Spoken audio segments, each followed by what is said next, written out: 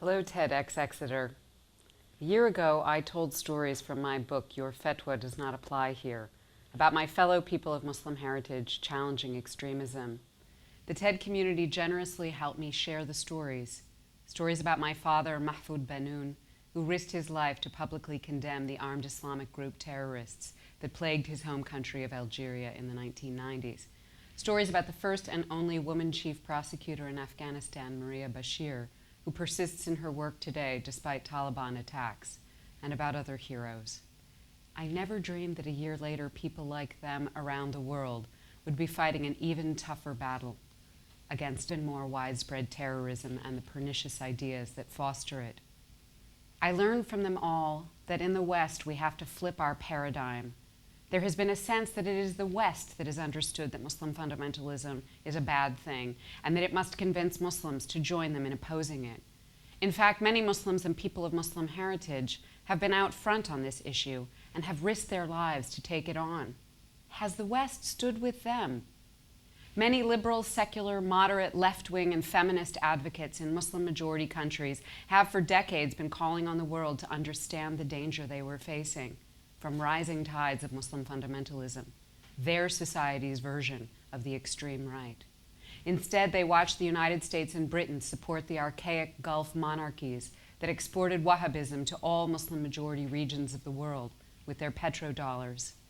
While there are both important internal and external causes of the rise of fundamentalism, as my father always stressed inside Algeria, for us here, acknowledging the West's own portion of responsibility is critical.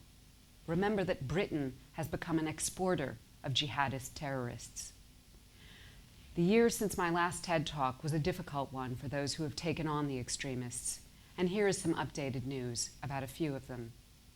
Somali-American activist Abdurazak Bihi, whose 17-year-old nephew Burhan was recruited and then killed by al-Shabaab, organized a picnic in the food court of Mall of America, along with other Somali Americans, to show support for the shops and employees there after al-Shabaab threatened to bomb the mall in February of 2015. As he told the local media, the only weapon they have is to create a fear, and we are here to deny them that. After years of working against al-Shabaab recruitment, today Mr. Bihi also has to work against recruitment by the so-called Islamic State in his home city of Minneapolis.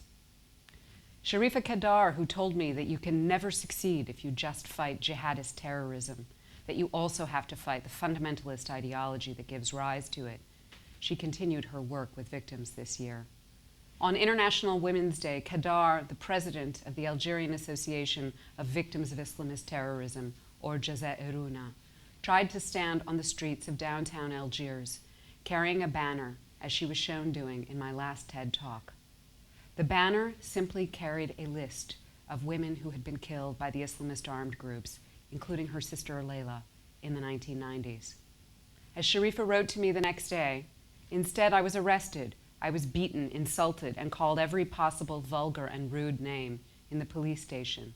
All this simply for having displayed a banner showing the list of women victims. She was told by policemen not to use the word Islamist terrorist anymore. As she said, the authorities are now denying even the right to memory. Such silencing is terribly dangerous now. Because, my friends, this jihad that has brought the horrors of 1990s Algeria to so many countries today has got to stop.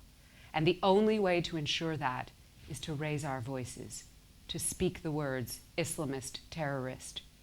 Sharifa Kadar and other victims' families counted the number of views of my TED Talk, the talk containing their stories, as those views accumulated. And I have to say, I didn't realize how much it would mean to them that hundreds of thousands of people around the world would listen. So please keep sharing that talk and this one as a sign of your support, not of me, but of them. After a year of bad news, 2014 ended especially sadly for one of the families in my last talk.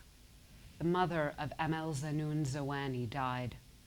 Amel was the law student murdered for continuing her studies by Algeria's 1990s version of Islamic State, known as the Armed Islamic Group. Khalti Horia, or Auntie Horia, as everyone called Amel's mother, campaigned tirelessly for justice for victims of terrorism. 17 years after her daughter's throat was cut in the street, she told her surviving daughters that she was tired of the pain and the loss, and she was ready to go and meet Emel again. There is no healing from such wounds, especially when there has been no justice and so little remembrance. Emel Zanoun's watch shattered at 5:17, the moment she fell in the street, and its hands are forever frozen at that time.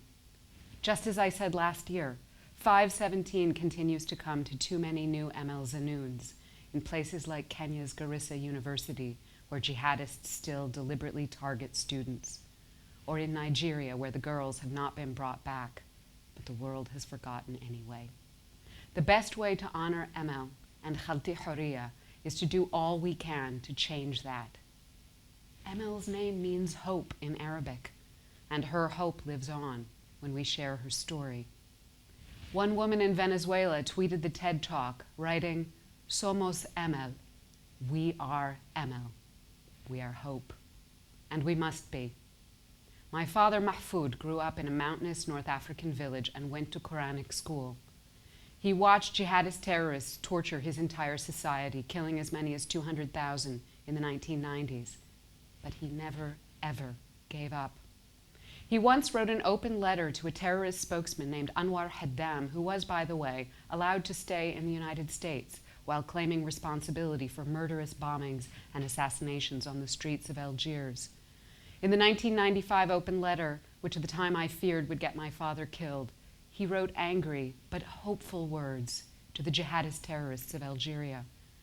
Words that I am sorry remain all too relevant 30 years later in 2015. He wrote, "Your movement is the negation of reason, of democracy, of common sense, and of both Islamic and universal values. It is doomed to fail." He was right, but of course, my friends, achieving that outcome my father predicted across the many affected countries now depends on all of us working together to make it so, as my dad knew, which was why he took the risk to write that letter. I have felt, as so many have across the regions, as my dad did back in the 90s, so much anger this year.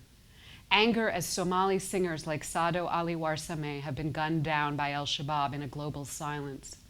Anger as Iraqi lawyers like Samira Salah Naimi have been tortured and executed by ISIS for condemning their crimes, but have not appeared on our TV screens. Anger as the human rights activist Selwa Bugegis was cut down in her own home in Benghazi on June 25th, and then the world forgot both her and the Libya she died for. Anger as the Charlie Hebdo cartoonists were slaughtered and then smeared in death, even by some bon pensant Western intellectuals. Anger as thousands have been massacred in places like Afghanistan by groups claiming to fight in defense of an Islam that these same groups have themselves entirely caricatured. Anger as Rupert Murdoch dared to tweet that, as he wrote, all Muslims should be held responsible for all of this. I wanted to end with a poem that I wrote about that anger. I have no pretensions to be a poet. This is just a cri de cœur, an expression of anger. But I share it because I want the world to know how many of us, people of Muslim heritage and Muslims, feel this anger and share the determination to stop this jihad. Why I hate Islamic State. For Jim and Stephen, Alan and Peter, Haruna and Kenji, Kayla and Muad.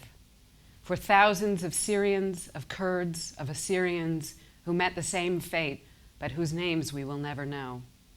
For slain Iraqis like Samira Salah Naimi, who stood and who fell in Mosul. For the Yazidi girls sold into slavery at $10 apiece.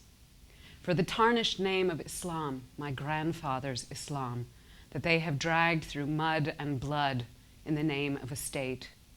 For the way they represent Arab failures and American blunders. Because Jihadi John is not human, but one of our sons just the same. Because there is no word but hate for him, for all he is and does. Because I can have no hope even for his redemption. Because he makes people hate Muslims and fear Islam. Because he makes Muslims fear for Islam. Because no paradise he could dream of could ever be anything but hell. My unbrotherly brothers, we will stand against you.